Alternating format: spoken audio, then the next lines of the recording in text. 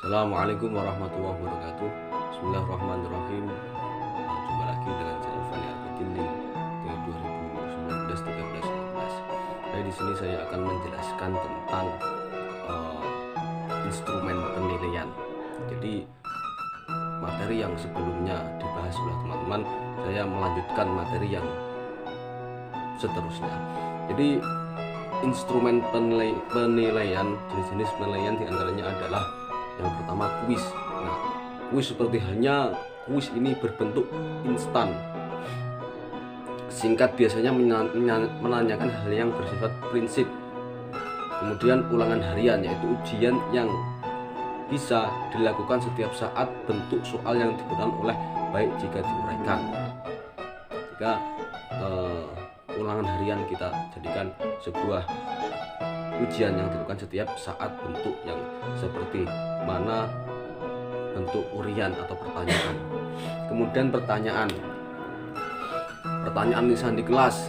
Nah, kalian ketahui bahwasanya guru menanyakan beberapa pertanyaan kepada siswanya mengenai pertanyaan tentang adanya teknik, sehingga baik yaitu mengajukan pertanyaan dengan jelas atau dengan bahasa yang pas terhadap isi materi yang bisa dipertanyakan, seperti itu.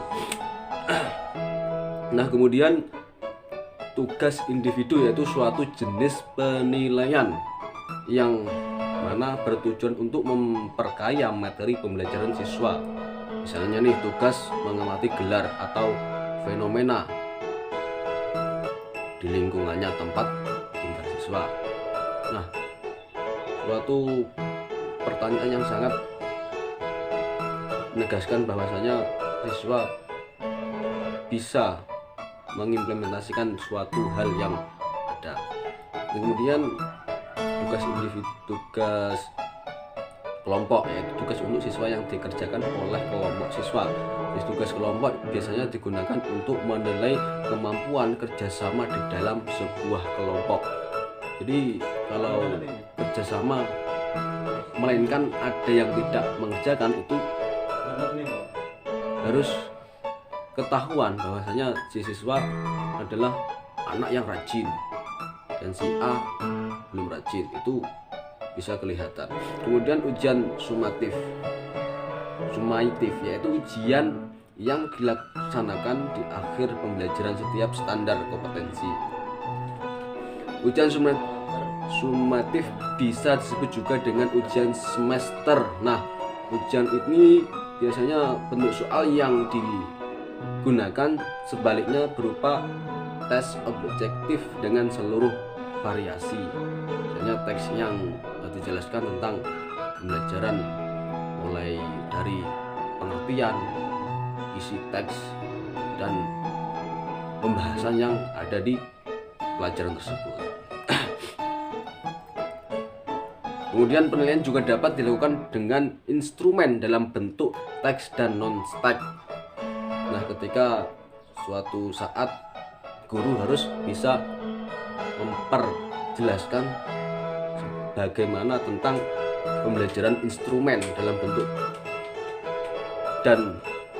teks dan bentuk non-teks. Kemudian yaitu soal uraian bebas yang digunakan untuk menggunakan terhadap siswa dapat ditanggapan terhadap suatu objek.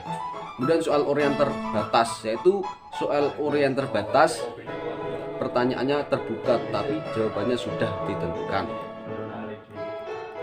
Kemudian soal uraian terstruktur. Apa itu soal uraian terstruktur? Yaitu soal yang mengharuskan siswa untuk menjawab pertanyaan berdasarkan data yang tersedia. Kemudian soal objektif juga memiliki variasi, yaitu isi singkat, benar atau salah, menjodohkan pilihan ganda, melengkapi pilihan hubungan antar hal, tinjauan kasus, pilihan ganda, kompleks, dan membaca diagram. Itu yang dinamakan dengan soal objektif, memiliki beberapa variasi.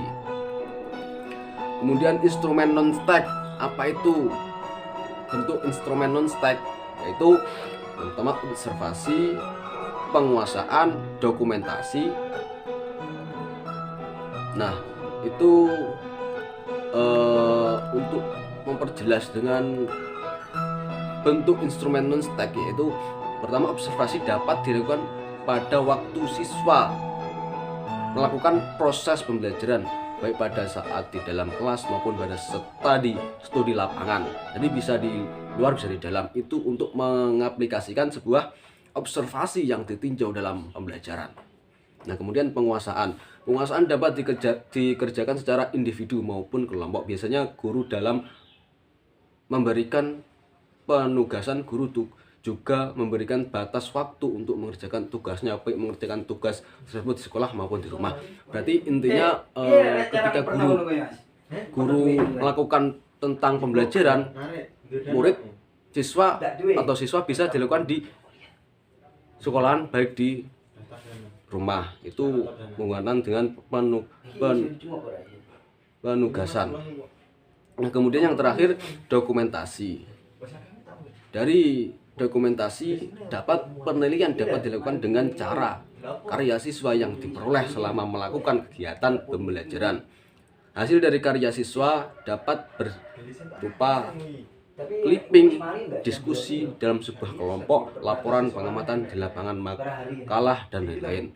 Nah, tugas dokumentasi sangatlah penting. Karena apa? Biar untuk guru bisa mendeteksi bagaimana siswa untuk melakukan hal tersebut bisa dikerjakan atau tidak. Itu harus ada rasa kejelasan lah.